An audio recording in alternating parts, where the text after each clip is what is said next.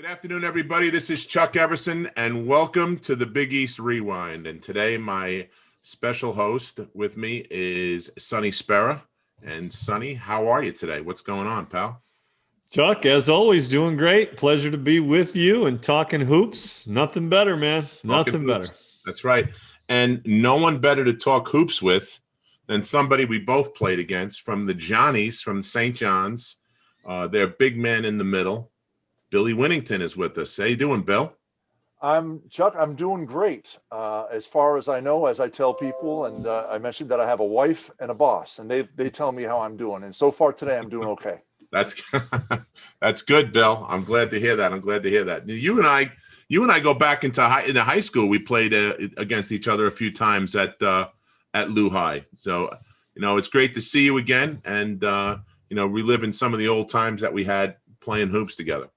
Yeah, always fun. I moved to Long Island in 1979, and I was a Canadian kid. I was 6'10", going into 11th grade, and Bob McKillop was at Lou High actually, yep. Chuck, and was invited out there and went to the Lou High summer camp, and we had a kid on our team, Daryl Carter. Yeah, rest his soul. Daryl passed a couple of years ago, about a little more than a year ago. And I remember going to that camp thinking I was, something kind of special, being 6'10" in Canada. I was on an all-provincial team in Canada, and Daryl kicked my butt. I realized that I was tall. I wasn't a basketball player yet, so I had a little work to do. Yeah, your old alma mater there, they're still good to this day. They've always had good teams there, and they always had a lineage of guys that went to St. John's, right? They had Wayne McCoy came before you, and Reggie Carter. Reggie Carter was there too, right? Yeah, they had a lot of good players that came through there. Yeah. How did you get down? How did you find your way to Long Island from Canada? How did that work? I was a move with my family. My mother had resituated herself down in Long Island, and in '79, I moved down with her from Canada. And when we decided to move, I was out in Wheatley Heights, which is right between Dix Hills and Wyandanch. Mm-hmm. And so I was in buffer zone, but it really worked out well for me because my pastime was going down to the Wyandanch Park and learning how to really play basketball. But they did a little reconnaissance and found Lou High and went out and talked to him. And Bob McKillop, obviously, he said, bring him to the summer camp. We'll see if he is what you say he is. And I was definitely 6'10", although I was good, but I wasn't that good at that time because I didn't work hard. I didn't have to in Canada.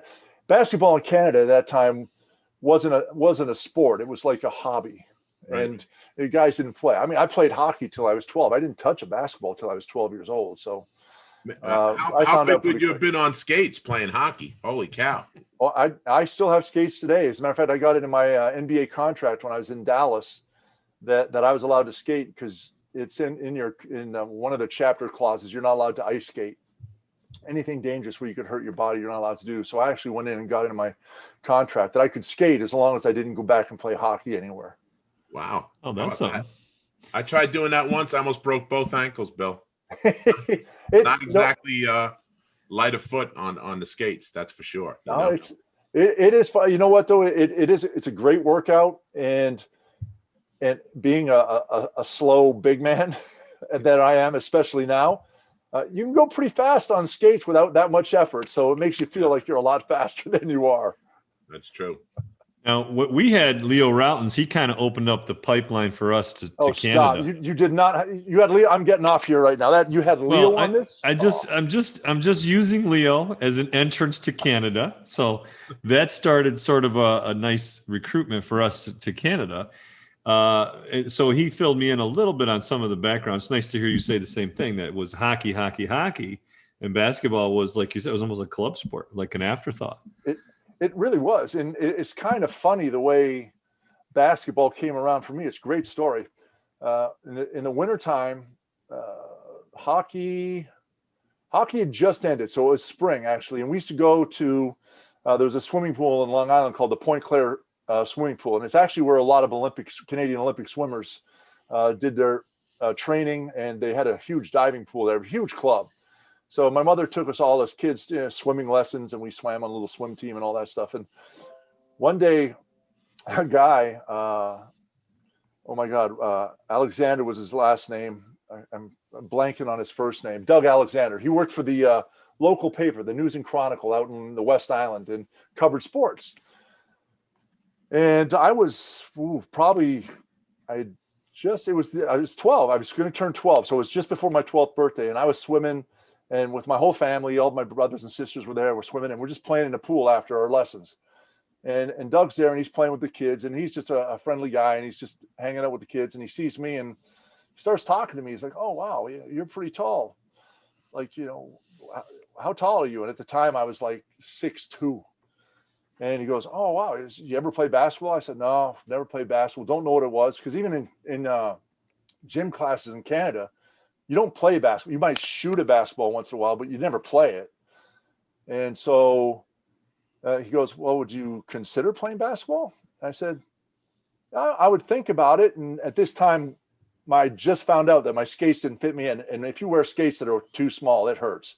Yeah. But I said, "Yeah, all right." So he starts asking me, he was like, "Oh, well, how old are you? 16, 17? I was like, 12. He was like, "What?" It's like, oh my. So my mom and he exchanged information. I just started playing. It was a local YMCA league. And Chuck, it was my first year. We played on 8-foot baskets. And on the 8-foot baskets, I was pretty good because I was 6'2", and I was playing against kids. The average size of a 12-year-old is like 5'4". So on the 8-foot baskets, I was doing fine. But they put me on the travel team. And the most points I scored in a game that first year was 4. And I did it once. And I think every other game I didn't score. I scored 2 points. But I was horrible. But I tell people I learned the most important thing you could learn about basketball that year is that I love the game. And I just got bitten by the bug. And from then on, I was playing basketball as much as I could. And there's not a lot of places to play in Canada. The parks don't have hoops set up. I remember a friend of mine, one of my best friends at the time, Mark Luxton, and we wanted to go to Richie Spears basketball camp. And it was at John Rennie High School, which was about 3 or 4 miles from my house. And, I was living with my dad at the time. My parents were divorced. So my dad was going to work. And I said, "Dad, I want to go to this basketball camp." He goes, "Well, you can't go." And I was like, "Well, why can't I go?" He goes, "Because how are you going to get there?" He said, I'll pay the admission fee for you to go, the registration fee, but it's like, I can't get you. I got to go to work, and I leave for work at, 6:30 in the morning. Camp doesn't start till 9.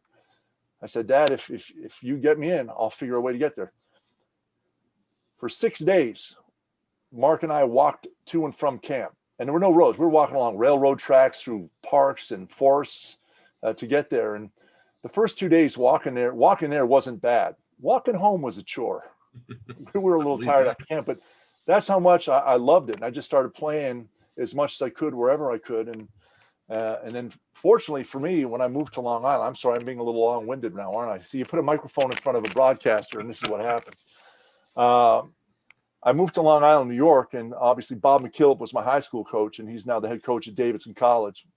But as I said earlier, I moved to Wheatley Heights, which is right next to Wyandanch, and they had a great park. And it wasn't quite Rucker Park, as everyone talks about in New York, but Wyandanch Park had some serious games on it, and it made me a lot tougher and made me understand that I had to play, and I had to be a lot more aggressive than I was playing in Canada. Yeah, that's Talk about now when you come down, because you were talking about basketball, but socially you're a junior, and that tends to be a very tough time academically and socially, and not only that, you're changing countries, right? So how was that transition? That couldn't have been just real smooth. I mean, I know basketball had to be a big help, but talk a little bit about that. It was difficult. And to be honest with you, Lutheran was 18 miles away from my house. So I had a bus. I was right on the maximum distance that our school district would bus me to a private school. Right. So I was right on the margin line of the drive. So I had to take a bus every day. And I had 2 close friends where I lived in Wheatley Heights. They both went to the local high school, Mm-hmm. Mike and Derek. Derek played lacrosse. Mike played basketball and football. And so they were my friends at home. And I also had one of the guys I found out my senior year, Gino Davis, was on my basketball team. He lived in Wyandanch, so I started hanging out with him a lot. But went to Lou High. I really was kind of awkward with the girls, so that wasn't a real issue because I wasn't that friendly with them in Canada anyway. And I was really kind of dedicated to basketball, and Bob made sure that I didn't have any distractions and kind of straightened me up a little bit, because in Canada, you know, we grow up a little bit differently and do different things. Not really. I mean, it just seems that way. But it was actually fun because it was a conversation breaker for me with a lot of people. I told people that I had the fastest dog sled team on my street, and that we lived in a 2-floor igloo, and it was pretty cool. And at that time, they believed me. That was like, we joke about it now, but at the time they thought I was serious, and it would go weeks, and I could, they'd be like, wow, like, well, how'd you heat it? Didn't the ice melt? I said, oh, no. Once the ice coating gets on the inside, it doesn't melt. It lasts forever. So you get, who did you narrow your choices to when you decided on St. John's, and what made you pick St. John's? Well, my 6 final schools, I'll give them in order from top to bottom. Were St. John's, Duke, Virginia, South Carolina, Providence, and Davidson. And I ended up staying at St. John's because I just moved to New York 2 years earlier. Didn't have a lot of money. And if I went away to school, my parents I wouldn't be able to see my parents that much. They couldn't afford. If I went to Duke, they couldn't get to North Carolina that much. You know, they wanted to come down, drove down to 1 or 2 games a year. And if we played up on the East Coast somewhere, maybe they would have saw me there. And I remember talking to Jim Boeheim up in Syracuse, or he actually came down to Lou High, and he was talking to me. He wanted to recruit me, and I said, Coach, you got a great school. Syracuse is great. I like Coach, but if I stay in New York, I'm going to St. John's. And at that time, I really didn't know where I was going at that time. I said, but I picked one school close, and everything else was away somewhere else. But it was a tough choice. A lot of great schools. If I went to Duke, obviously, it was Coach K's first full recruiting year. And obviously, you know what he's done since then at Duke.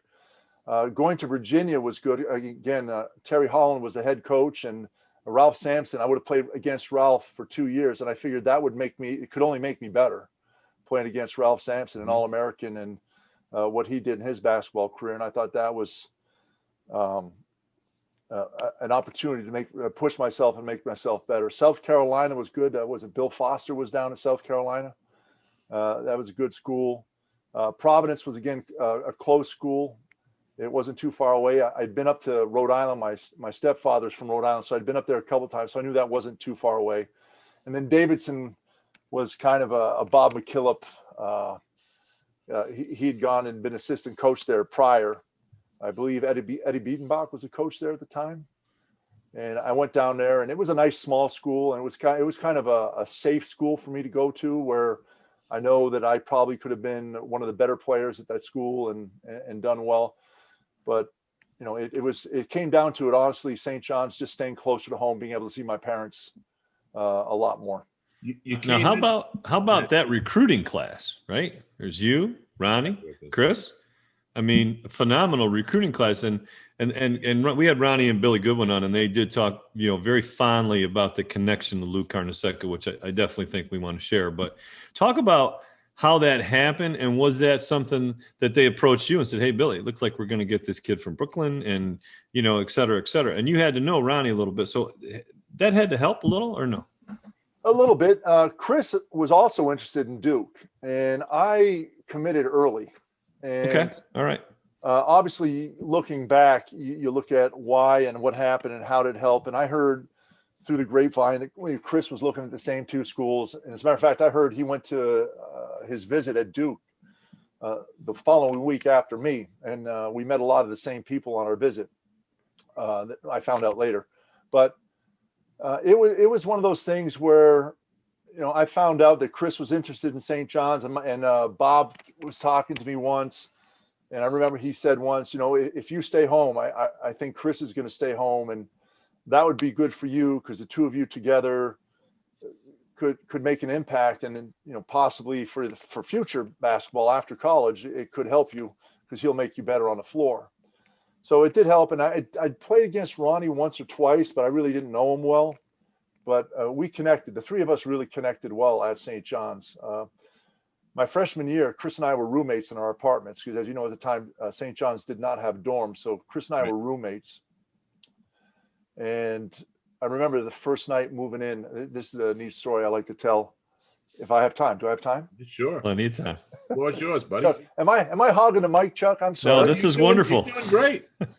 Now, this to me is a great story because I remember, and it's one of the, honestly, Chuck, if you go through your life and you remember your basketball career, you have many great memories, and some better than others, but some of them don't really have a lot to do with actually playing the game. Most of to them do with don't, the people right? you meet. That's exactly right. Yeah. And this is one of those nights. It was, we were both moving in. It was move-in day at St. John's. Our parents help us move our stuff into the room, our little apartment, a little one-bedroom apartment. And we they all go home, and then I think we went out to dinner somewhere, grabbed some burgers or something, and then went back, and I think we're back in our room about 10 o'clock. We just start talking. And really, so you got two 18-year-old boys, men, and we ended up staying up. We were talking till 4 a.m. And we talked about life, basketball, what our goals were, what we thought we could do at St. John's, what we hoped we could do, a little bit about what could be after St. John's for us as far as playing professionally, life, school, what school was going to be like, what college life was going to be like. And when you really think about it, you had two 18-year-old men up until 4 a.m. There was no alcohol and no women. That just doesn't happen much anymore. So it's just like, when I look back on it, it was just great memories because we did achieve a lot of those goals that we set that night for ourselves. Unfortunately, we didn't get to win the Final Four like Chuck did. But we had a great time at St. John's. We were both successful, and both ended up going to the NBA and playing. Chris, a Hall of Famer. It was phenomenal. So it was really eye-opening for me, and it was still one of the most special nights of my life. So what you're saying is, though, because you went to St. John's, then Chris came. See, so if you'd open up the door to Boeheim, right?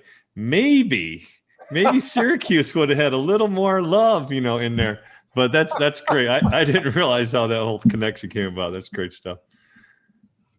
So, Bill, now you're there, and you got your guys with you. You got Ronnie and Chris, all right, and you got the little Italian guy on the bench.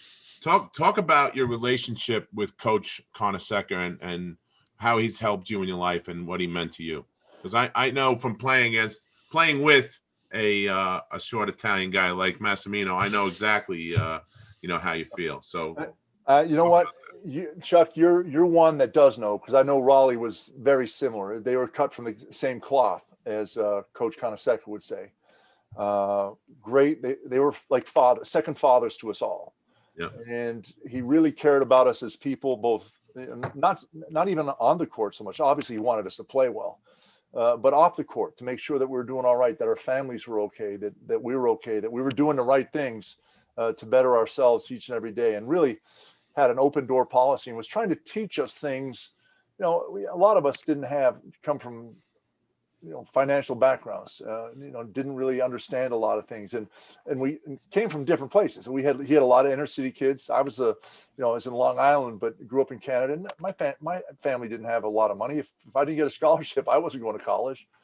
So he kind of, with team meals and just educating us about life skills, was very fatherly in that respect, where he was tough love, but kind to us and thoughtful in teaching us how to do things off the floor. And on the floor, when he'd get mad at you, it was nothing degrading. I mean, I was a big schlunk, and I'm like, the first time I hear it, I'm looking around. I asked assistant coach Mahoney. I said, "Coach, what's a schlunk?" And it's just a term he uses. It's an endearing term when he term of endearment. He doesn't want to call you an AH or Right. whatever language that Bobby Knight might use. But it was very different that way. But he was passionate, and you saw that. But you saw that in his passion that he cared about you and he wanted you to do well. And it didn't matter if you were Chris Mullen, Bill Wennington, or Bob Antonelli down at the end of the bench, or Rob James coming in the next year after us. But it was really endearing to us, and it had an open door policy where we could go in and talk to him about anything. You had a problem with the teacher, you had a problem with a girl, you had a problem with your parents, a brother, a sibling, whatever. And he was there to help us out. So really great. And then watching him, you don't see it so much when you're playing, when you're on the court. At least I didn't. I'm able to focus and get rid of stuff. But I did notice when I was on the bench a little bit, the jumping around, and especially on TV and everything, watching game film later on, you see him jumping around. It's like, wow, he's got more energy than me. Right. It was great. Would you say the relationship went way beyond the basketball court, right? It went a lot further than that. Do you still? I'm assuming you still stay in touch with him, right? Chuck, yes, it did go way on the basketball court. He calls me still 3 to 4 times a year. Yep. He calls me around my birthday, all the major holidays. How you doing? How's your wife Ann? How's your son Rob? How's your mother-in-law Anita doing? Because my mother-in-law Anita, my wife, I started dating her at the end of my freshman year, and she lived in Queens, basically 1.5 miles, 2 miles from the university. So they were around a lot. Yep. And both my parents have passed. So, he doesn't ask about them anymore, but he did. But he still, to this day, calls up, how you doing? Everything's going well. And again, anything I can do for you. So it's been like that, for 35 years since I've been going there. So it's phenomenal. It's caring, great guy, love him. And everything that he's taught me has been, he reinforced a lot of what Bob McKillop taught me and kept it on. And I've kind of become that, what he taught me, and his life lessons have got me to where I am today.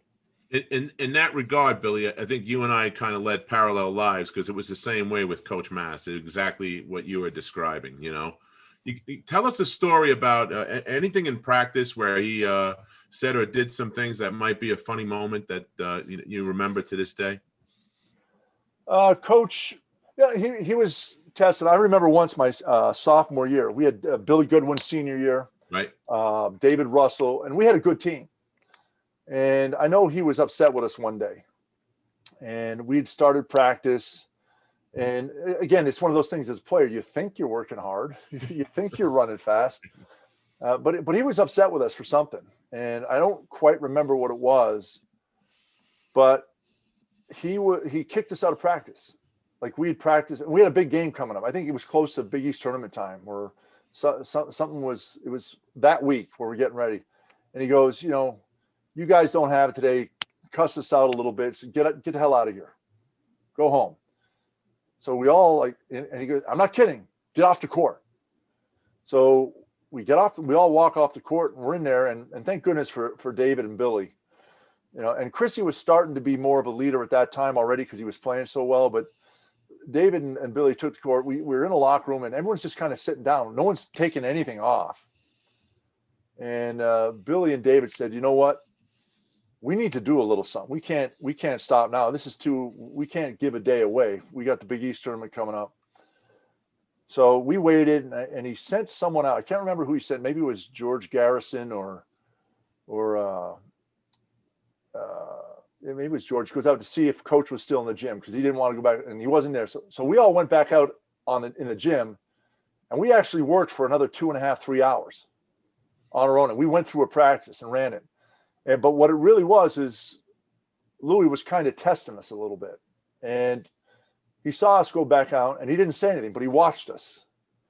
And not that at the end of the season, he actually the next year he told us that he had watched us and saw what we did, and it was kind of a test. And at that point, he kind of knew the group that we had was special, and they went back out there because we had a hard practice. But he did a lot of that to kind of let you make your own mistakes and kind of figure it out.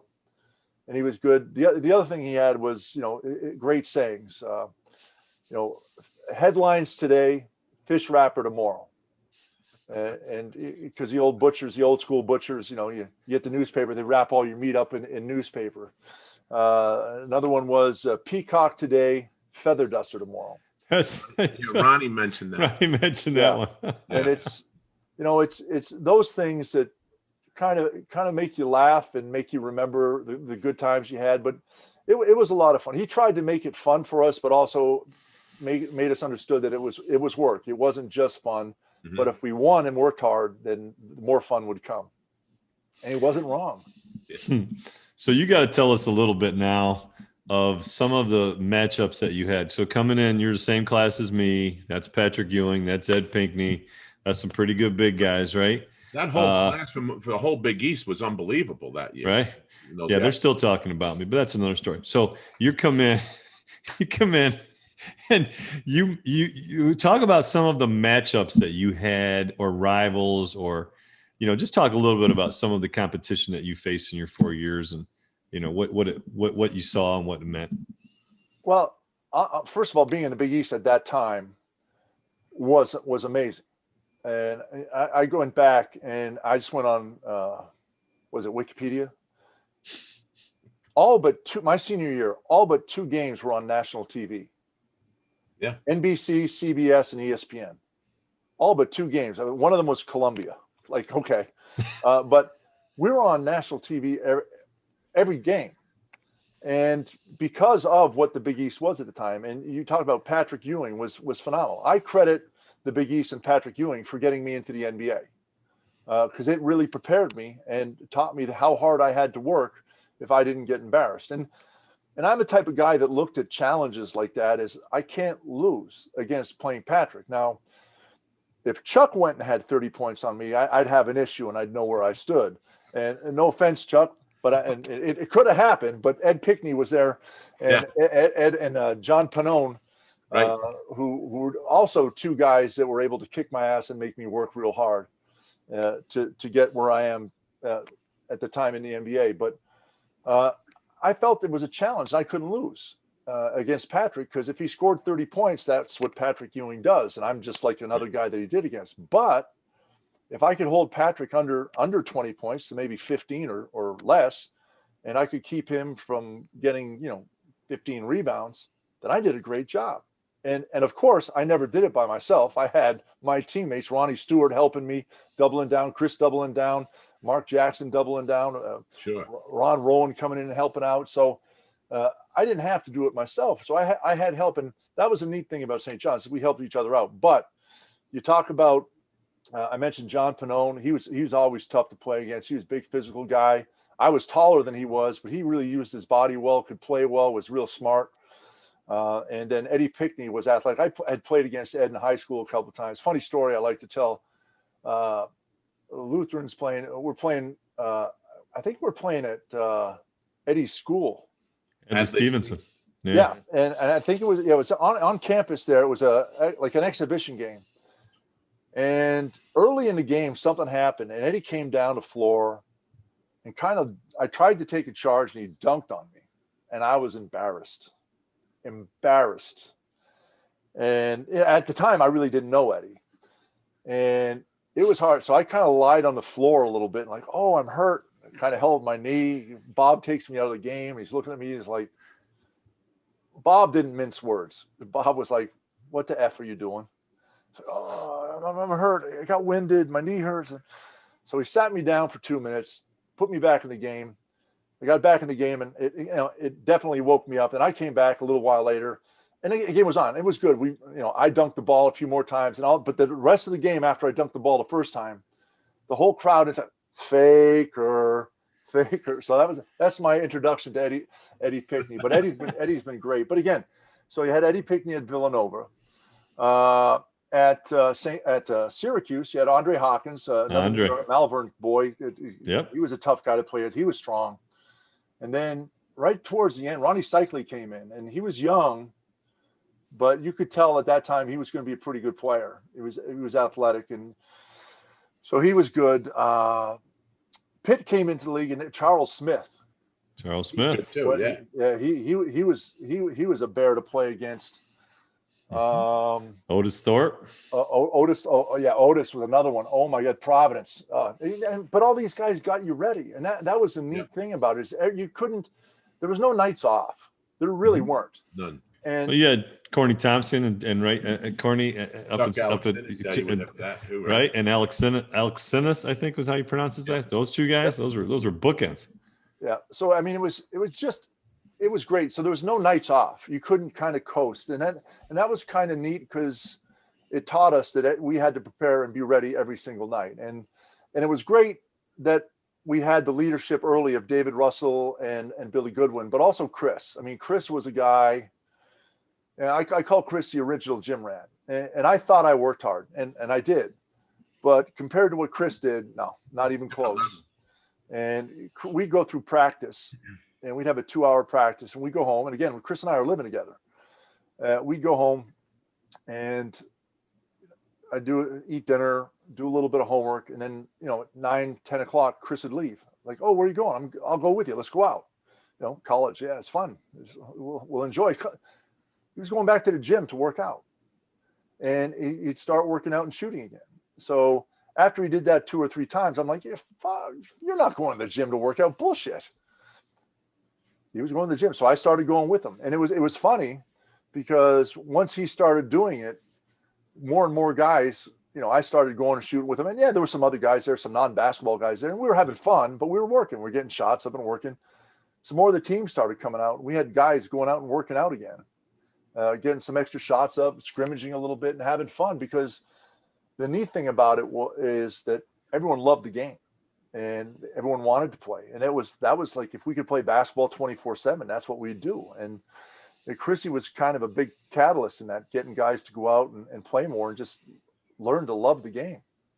You mentioned your senior year, and how you guys were on national all the time except for a couple of games. Well, you and Georgetown shared that number 1, number 2 spot basically the whole year, Bill. You guys were number 1 for a while, and then they'd have a game, and then they were number 1 for a while. So talk about that 85 season and playing at the Garden in the Big East tournament, and the sweater game with Thompson coming out with the T-shirt on like Louis' sweater. Yeah, that was a special year. It started off, and we knew we were going to be good, but we didn't know how good we were going to be. And we started off, and it was I got the schedule right in front of me to help me remember, because that's what I am. 4, 5, 6 games in, we played Niagara. And Niagara wasn't a ranked team. We were ranked, I want to say we were ranked 4th in the country at the time. Yeah. And we lost 62-59. And it was one of the rare games that year that Chris didn't play well. I didn't play well. Walter Berry didn't play well. And it was up at Niagara, and we literally gave it away.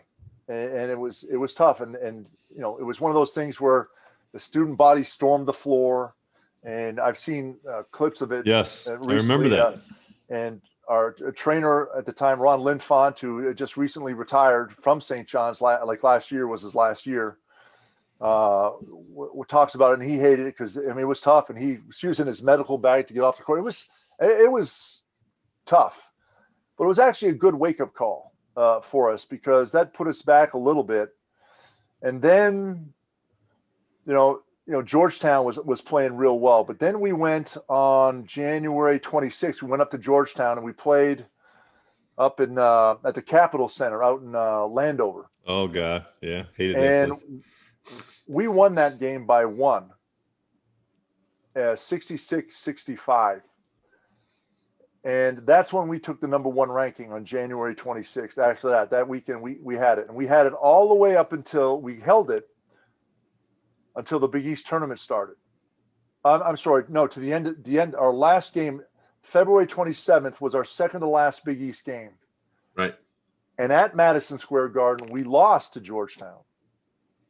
That was the sweater game, I think. That was the sweater game. That was the sweater game. That's where John Thompson came out in the T-shirt, and Louis was not happy. The big psych, man. He put the big psych on. Not happy. So he heard about it. So he came out in the sweater, and then Louis, I think he put together, like bobby pinned together like 6 towels. And John is a big man, and Louis, a short in stature, put the towels and were dragging like 4 feet behind him. But John captured the moment with the sweater, and it ended up working. They beat it. It was a big game, 85-69. We lost at Madison Square Garden. So that was our second loss of the season. That was it. And then we had Providence after that. We beat Providence 72-53, and not a, it wasn't really challenging. Then we go to the Big East tournament, and we beat Providence, and then we killed Villanova. Just crushed them like they weren't even there. I don't think Listen, that was nothing new for you guys, though, Bill. He's actually big time. He's actually owned up to that. He has fessed up to that. I've talked to Eddie a lot, and I don't know what would have happened in the Final Four because it's a special moment in time. But Eddie says, Billy, you guys had our number. We just couldn't beat you guys, so it would have been different. And you couldn't have played the game you played against Georgetown against us because we were a different team. Right. I agree to a point, but I also understand it's different. That moment in the Final Four, it's you get to that turn, it's just different. Yeah. But then we get to the finals, Big East finals, and Georgetown beats us again. So now we've lost 3 games in the year, and they beat us 92-80. Big game. And so now we've had 3 losses. 2 of them are to Georgetown and 1 to Niagara. We go to the NCAA tournament. We beat Southern, Arkansas, Kentucky, and North Carolina, all pretty handily. I mean, the closest game I think was Arkansas, Joe Klein's team. Remember Joe, Big Joe? Yeah. Yep. Joe was a beast too. He was a big man. Oh my! Played with the Celtics too. Yeah, played with Celtics. Actually played with me in Chicago in 1990, the last championship year. Joe's a good guy, and Joe's also great friends. Played on the '84 Olympic team with Chris. Right. So they're good friends.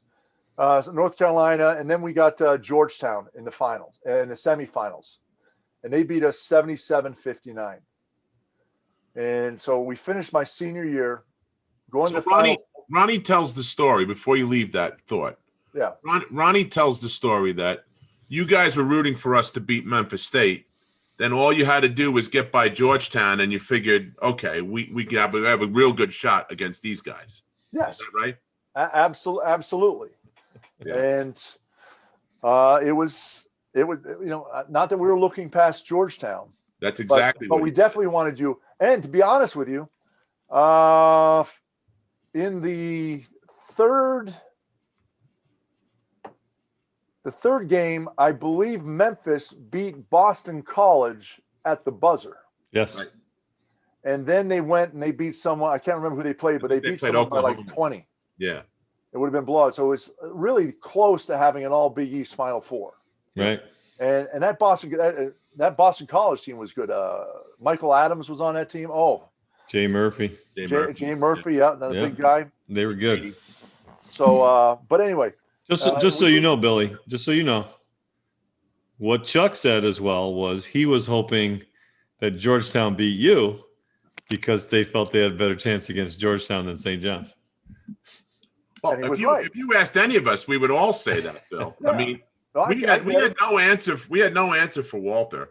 You know? And he was half crazy. I mean, we played at Coneseca, and we shared the same training room. Right. I walk in there. Walter's in a silver tub up to his neck in a 104-degree hot tub. I go, "What are you doing?"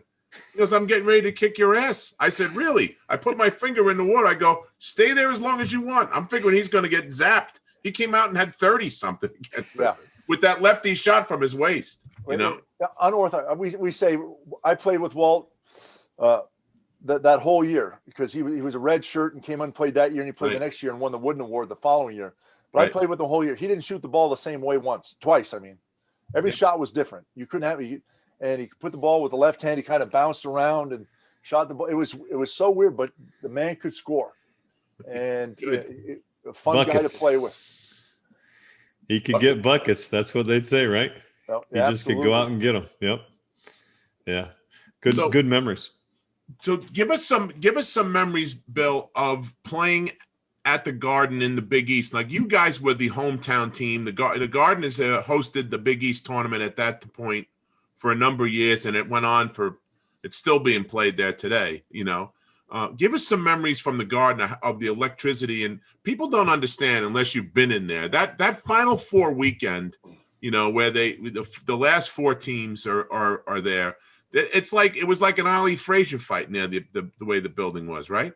Yeah. Oh, absolutely. And it's the Mecca of basketball. And unfortunately, I don't think young people today understand that, because national television, you could have a national game in a rice field somewhere or in a cornfield out here in Illinois.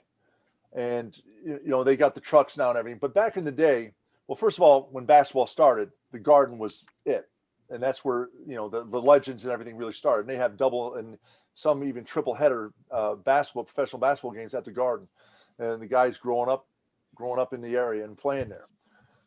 Mm-hmm. But even in the beginning, like with us, with ESPN really started, they had to broadcast the national games from big arenas, because that's where all the wires and everything were to, and they could put the cameras in. They didn't have the technology they had today. So it really was a big thing. And we were good.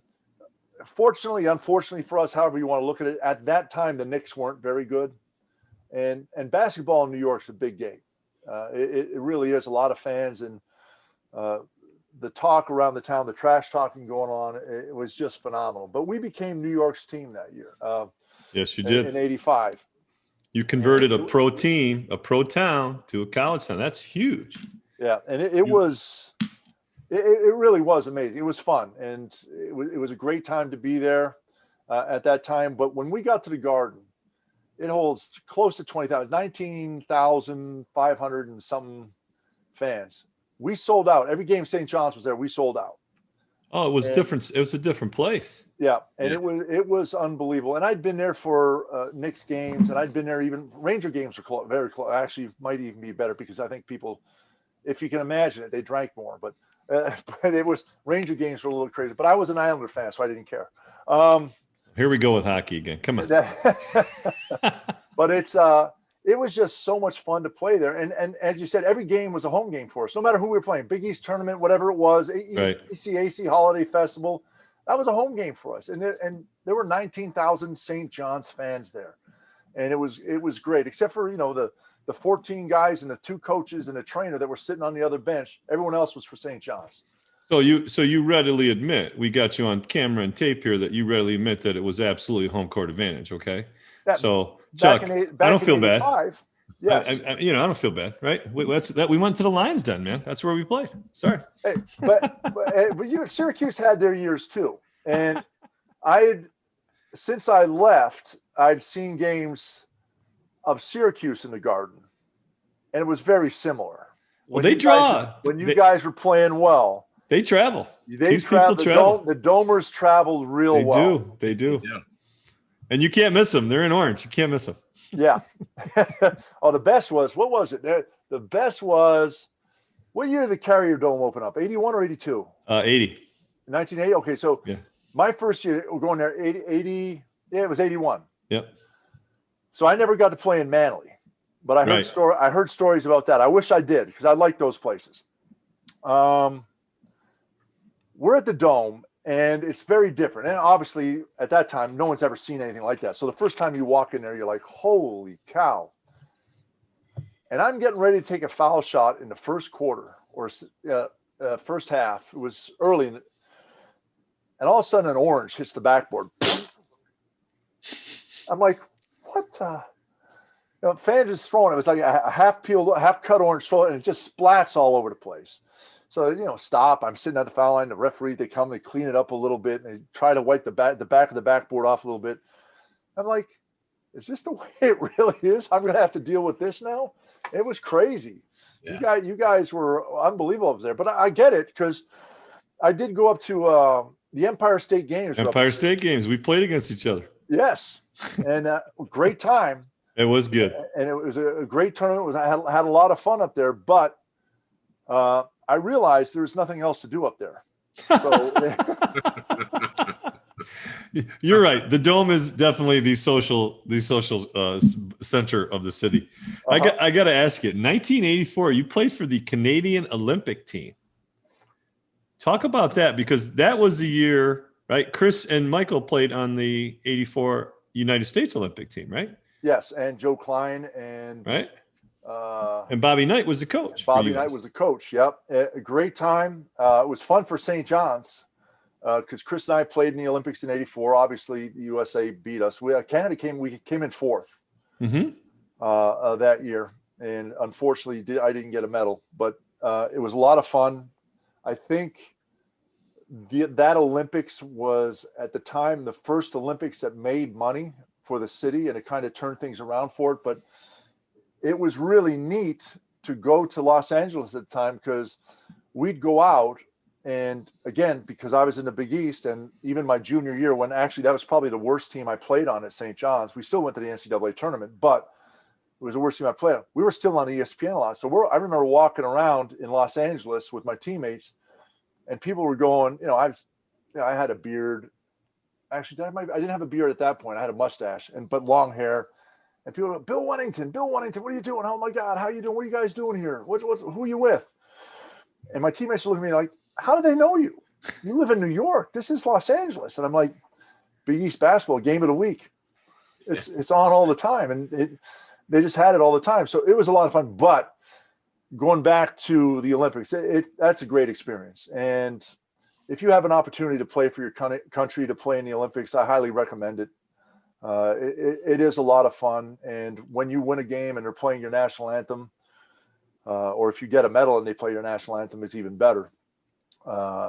In the World Student Games in 1983, actually, we won in Calgary.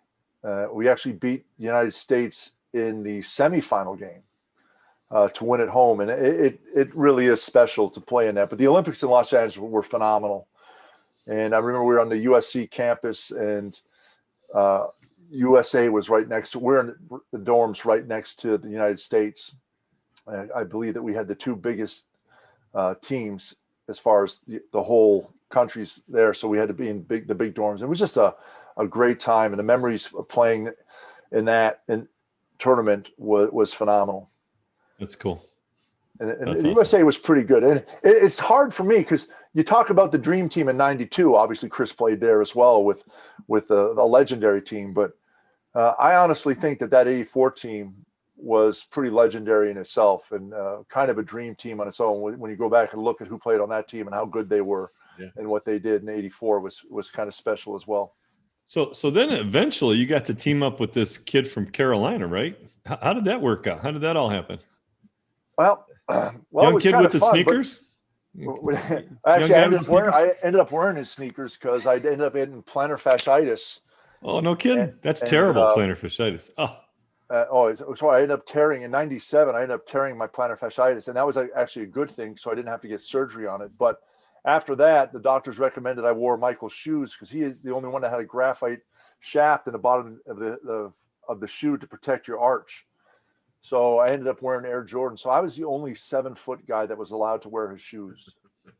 Well, help be a teammate, right? Medically. But the neat story about Michael is that Chris, Michael, and I were McDonald's All-Americans together back in 1981.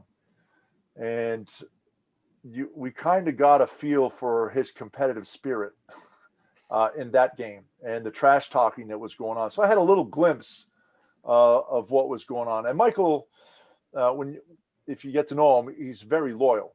And if you get on his good side and he knows you and that you're one of his guys, it's great. So when I first came to Chicago in '93, Michael was just getting ready to announce his retirement. But being that I hadn't been there, I wasn't privy to the information until it came out.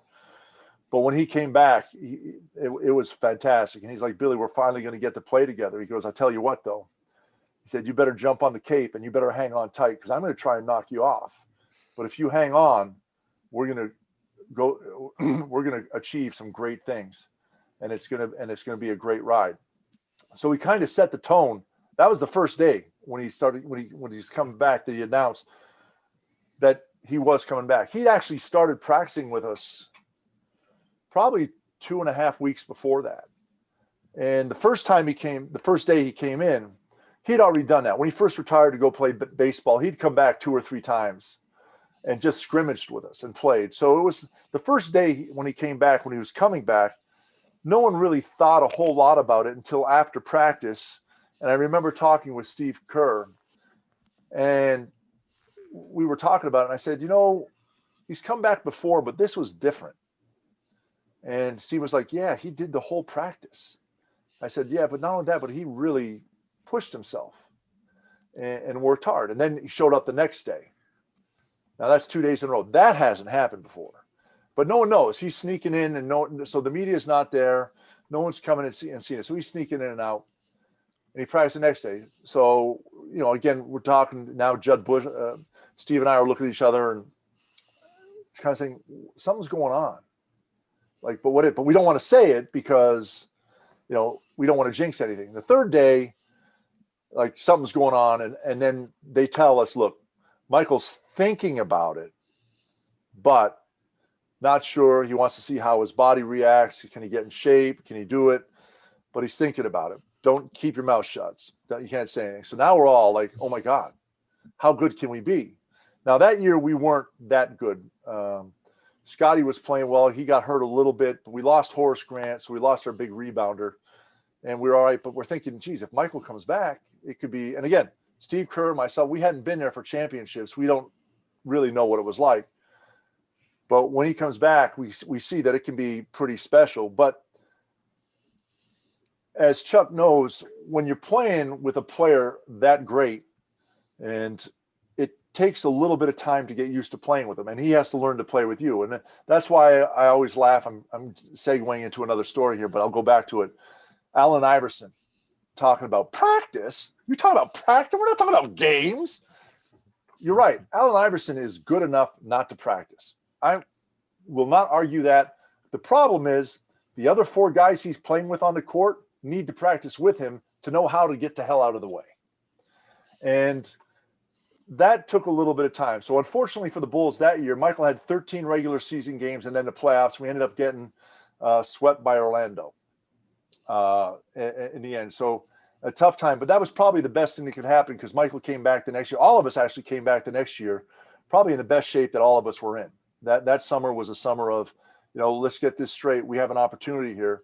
And of course, when the Bulls traded and got Dennis Rodman, we knew that it could be, really good because Dennis was exactly what that team needed from the year before. We didn't have a great rebounder, and Dennis was obviously that, and a great defender as well. So it ended up being a special thing, but a lot of fun. And people, when people say, what was it like playing with Michael Jordan? I said, I like winning too. It was freaking fantastic. Right. Well, Rodman added a whole new dimension to that team, right? I mean, when he came in, and what about, talk about how that changed, the dynamics changed with the kind of the circus came to town pretty much when Dennis came in, right? And Phil was very receiving of, of his, what he was about. So he was able to work with that and get the most out of him. When you talk about, everyone says, since you brought Phil up, I'll talk about him, the greatest coaches I played for. I played for some great coaches. We've talked about Lou Conaseca. I played for Jack Donahue with the Canadian Olympic team. Wow. I played for Bob McKillop at Davidson College, and obviously Phil Jackson. And they're all phenomenal coaches. And I don't like to put them in order because they're all special and number one in their own ways and in the way they treated. But all of them had something in common. One, they had a lot of attention to detail, every single one of them. And they had a plan and a scheme to make things work. And somehow they got their team, whoever was on it, to buy into the game plan. But where Phil was far better than anyone is really understanding everyone's ego and how to really get all, at the time, 12 players on the Bulls roster to buy into the plan and play no matter what your role was, and to be ready to play 100% all the time. And he did that better than anyone else. No one was really off the page. So he really kept guys focused on what they had to do. And even when some guys started to pull out, we'd have a meeting, a serious team meeting, and pull guys back at it. He'd draw like a big circle and put everyone's name on the circle, and he'd tell us This is where I perceive you all to be. And, you know, one or two guys were outside the circle. How do we get you back in? What do we got to do? And that's what Phil did the best. So to your point, he let Dennis be Dennis. Right. He allowed Dennis to do whatever Dennis wanted to do, as long as Dennis showed up for practice and games on time. And that was something that wasn't going on in San Antonio. Dennis had started, we called it the material life, with the Madonna life, and any publicity is good publicity. And Dennis started doing some crazy stuff down in San Antonio. And Phil didn't care. He said, Dennis, just show up. And the first year and a half to 2 years, Dennis was great. Then he started going south a little bit, and they got people to kind of watch over him and make sure he was there on time. But for the most part, he was there on time. And it wasn't a distraction, but he also made us understand that Dennis does what Dennis does, and we do what we do. And Michael Jordan was the same way. And Michael would tell you to your face, he said, look, if you can't come to work and play 100%, then you got to make sure that you got to do everything you can to do that. So if you want to go out till 2, 3, 4 in the morning, but you can't come to practice or a game the next day, then don't come out, because if you can't play, you're not going to be around here long. But if that's what you do, then as long as you come back to, and Phil was the same way. And Phil understood that, you know, we're human beings, and we're going to do what human beings do, but we had to take our job seriously and come ready to play. And at some point, though, Mike had a problem with them, right? Because Michael was the one that went to go get him in Vegas, right? Well, I don't know if that was Vegas or not. I think that in the Last Dance, that was kind of jumbled around a little bit, and they kind of took advantage of different things. I don't know if it was exactly in Vegas, but Michael went with him because he wanted him to be there. And Michael did go to pick him up. I thought that was here. I may be mistaken, but I thought that was back in Chicago or somewhere else. But it was not that it was a problem, but Michael wanted to make sure that Dennis was going to show up because we needed him. And we did need him. Just like when Scotty sat out with his contract negotiations, we as a team understood that we needed Scottie Pippen to be as successful as we were going to be. So if Scotty this is how Scotty decided to handle his business, that was fine with us. All right, Scotty, but we need you. So when you figure it out, you got to get back here. And that was the neat thing about that team. It was a very mature team. But going back to your original question, the circus, that was kind of a neat thing that year, because the year that was unbelievable. It's obviously winning 72 games had never been done before. But Dennis's distraction ended up being a good thing, because it took away a lot of the basketball talk, where a lot of times, you know, hey, you got Indiana coming in the house, Rick Smits, 7'4", how are you guys going to play him? Reggie Miller. Well, you get maybe one question like that, and hey, wait, Dennis was out last night and he was wearing a boa, and what color hair is he going to wear to the next game? So it became much easier to talk about, because it took the pressure off us. So it was a nice distraction for us, because normally it's just basketball. But now Dennis was distracting it and kind of making it a little bit lighter for everyone, taking a little pressure off us. How about when Michael's got a whole camera crew following you guys that eventually turned into this Last Dance, right? What was that like, having that around? Did you guys get used to that, or is that something that you always were aware that there was cameras on you guys? You get used to it, but you're aware that there's cameras on it. So you got a lot of behind the stuff scenes, and they have a lot more. I was talking actually to the director and the producer. They actually have enough film to do 10 more series just like that, with all different points of view. Wow. And storylines, because they were literally there from day one to the end of the season, and even in Grant Park, where the Bulls had the trophy presentations to the city.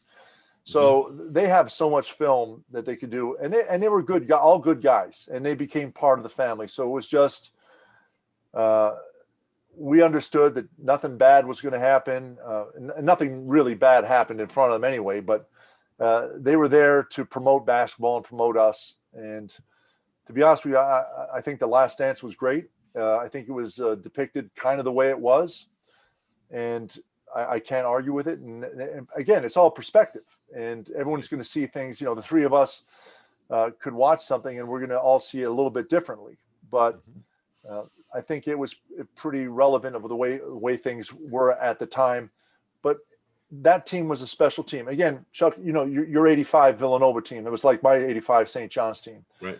Those teams are special, not so much how far you went, but part of it is because you went that far. Is those teams, the best teams I played on were the teams that meshed the most together, and everyone got along well. And that's the way that Bulls team was. And that's very difficult to do in the NBA because you got so many guys from different backgrounds. And even today now with social media and cell phones, it's even harder to do. Right. But that was a team that really hung out together. And yeah, there were a couple clicks, but a lot of times those clicks were together, and guys were hanging out together, doing stuff together, going to the movies together, eating together, working out together. And that makes it special. And when I look back at the best teams I was on, the most successful teams, that's what happened in every scenario. Right. I got to ask you about just one question in regards to playing with MJ and the competitive nature that he seems to bring to everything, and the stories about, you know, if you're not practicing hard, he gets in your face and he cuss you out, and him punching Steve Kerr. I punched him in the eye. I mean, when I watched that with my daughter, we cracked up. I just punched him in the fucking eye. You know, it was just human nature, right? So talk a little bit about that, because that has to add some juice to it, not just being on time, but being at your best in practice. All the time. Exactly. And that's what Michael expected. You know what? The neat thing about Michael is not only, he didn't want to be just the best player. He wanted to be the best player on the best team. And he was going to do everything in his power to make me, Bill Wennington, a better player. And it's kind of funny, in my opinion, when you talk to people about playing with Michael, and some people will say it was very difficult. And I guess, again, we're talking about perspective. I don't think it was difficult because I understood what Michael was doing. He was trying to make me the best player I could be because he wanted to know if he could count on me to win a game. Am I going to be there or am I going to back down? If, you know, Chuck Everson gets in the game and he throws an elbow, what am I going to do? Am I going to back down and not play? Am I going to start a rumble and get thrown out of the game? Or am I going to play better? What am I going to do? That's what he wanted to know. One day in practice, you know, he picks on guys. He's looking for motivation all over the place. And one day in practice, I blocked his shot early in practice. The rest of that practice, he shot every time he shot the ball. And I was on the floor. It was over me. He'd dribble through everyone, come by me, who I'm guarding like Luke Longley in the corner because it's an isolation play. Come out and shoot that and go block that. Can I swear on this? Yes, you can. You go block that bitch, and it was on. And he was challenging me. What am I going to do? So it was on, and you know, I went and challenged him more. I fouled him a couple times. I blocked a shot, and I made some shots on him. But he wanted to find out, what was I going to do that day? Was I going to back down? Was I going to step up to the challenge, or was I going to scamper away? And he wanted to know, because in the end, he wants to win. And if I'm not there to win, then he can't trust me. And that's where he made it difficult. And if you saw in The Last Dance, Scott Burrell's a great player. And I love Scott. He's a good friend. But Scott at the time liked to hang out a little bit more. And, you know, Michael would get on his case. Not that Michael wasn't hanging out. We were all hanging out. But Scott would come to practice sometimes a little bit tired and maybe not quite as focused as he needed to be. And he'd get on him a little bit. And that's what he was doing. Hey, Scott, we need you. And, you know how it gets when guys start messing around. And it was, you know, it got a little heated at time, and never bad. Scott was actually perfect. He got it. He understood, and he did what he had to do and got better. But Michael wanted to make sure that everyone on that floor, on that bench rather, was going to do their job when they got in the game. That's key. And everything was a competition. Everything was a competition. And it was, you know, I remember one time we're driving to the practice facility and I lived further up the road than Michael did. And at the time I had a big conversion van with the high top, big Ford van. And Michael had the Chevy dealership. So he had, I don't remember what, but he had a brand new Corvette that just came out with a big engine in it. And I came down the street where I know Michael turns onto it. And I saw his red Corvette turn down the street. And we still had about 3 miles left to where our practice facility was. And I said, oh boy, I know what he's going to do. he's going to pass me because he's got to beat me now to practice.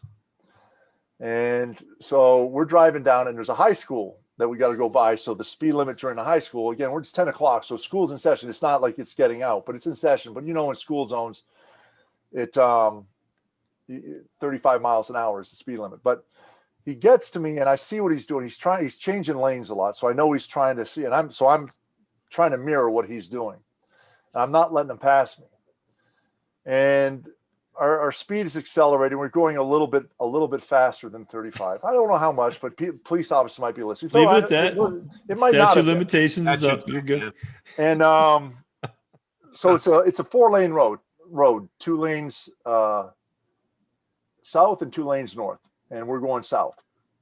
And I know what's coming because I know how competitive it is.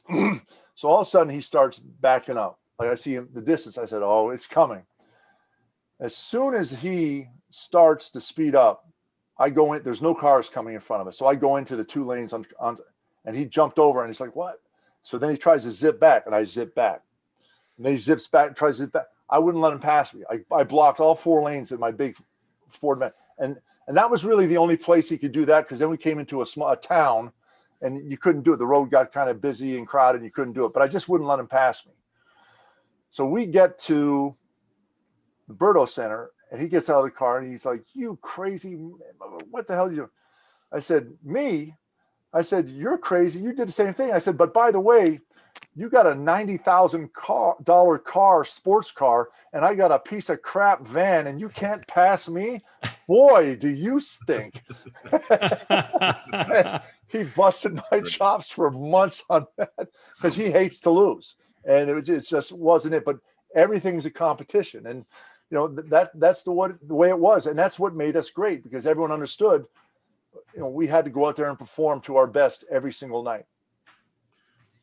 Bill, I mean, the stories and everything, we can go on all night long, but we got to get cut short. I got one final question for you. Tell everybody what you're doing now. We know what you're doing, but tell everybody what you're doing now. You know what, Chuck? I'm very fortunate. And in the words of my mentor, Johnny Red Kerr, who was a Bulls broadcaster for television, actually was the Bulls' first coach, and was actually a general manager for the Bulls for a little while, but then it was broadcasting. I'm the radio broadcaster for the Chicago Bulls, and I cover the Bulls every single game the Bulls play. I cover it on the radio. Right now it's on 670 The Score here in Chicago, and I'm doing a job I love, and I get paid to talk about basketball. Then I go to the bars afterwards, and people buy me drinks to talk about it some more. There you go. So it's the best job in the world. It's a game I love. Obviously, it's been great to me, and it's a lot of fun. So it really has been a phenomenal game for me. A handsome guy like you, Bill, they put you on the radio. I got a face. Like the radio type, Bill. I stick up for the bigs. My fellow. He does. He Sonny. does. I love the bigs, Bill. Well, our special guest today has been 3-time NBA champion and St. John's legend, Bill Wennington. Bill, thank you so much for being here, man. We really, truly appreciate it. And you were awesome today. Thanks a lot, man. Chuck and Sonny, anytime. My pleasure. I'll come back again if you need me in the future. That'd be great. It's a pleasure. Thank you very much. The Big East Rewind was produced and directed by Nick Chico Chorus and Daryl Gurney. You can check us out on YouTube by putting in Big East Rewind. All of the episodes will come up. Don't forget to hit subscribe, and you can reach out to us for any suggestions, comments, or anything else you want to talk about at bigeastrewind@gmail.com. So thanks again for joining us, and have a great night.